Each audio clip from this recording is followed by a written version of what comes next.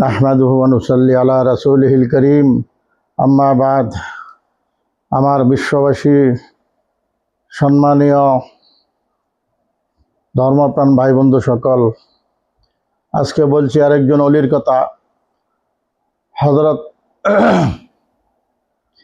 বনি ইসরাইলের জামানায়, বনি ইসরাইল তো জানেন, বনি ইসরাইল হলো হযরত মূসা আলাইহিস সালামের কওম। সেই বনি ইসরাইলের জামানায় একজন আবিদ অলি, এই সাগরের মাঝে একটি পাহাড়, চারোদিকে সাগর, মাঝে একটা পাহাড়, পাহাড় বহুত উঁচু, বহুত লম্বা, বহুত বড় একটি পাহাড়। সেই পাহাড়ে সে 500 বছর পর্যন্ত ইবাদত করছে।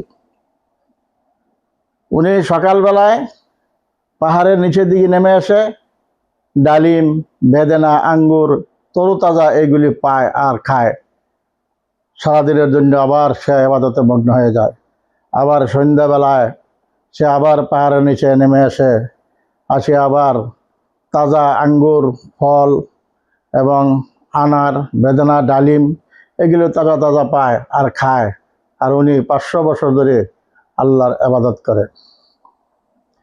তো ইবাদত করার সময় যখন উনি ইবাদত করে তখন সিজদায় পড়ে আল্লাহর কাছে কয়, আল্লাহ পাক রব্বুল ইজ্জত, আমার যখন মৃত্যুর সময় হবে তখন আমার মৃত্যু যাতে সিজদার শহীদ হয় সেই কামনা করি, তোমার কাছে আমি সেই দোয়া করি যাতে আমার মৃত্যুটা সিজদা অবস্থাত হয়।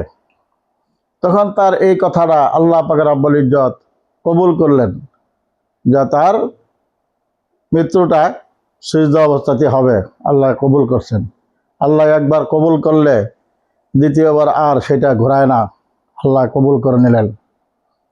তারপরে ওনার মৃত্যুটা আল্লাহ পাক রব্বুল ইজ্জত সিজদা অবস্থায় করলেন।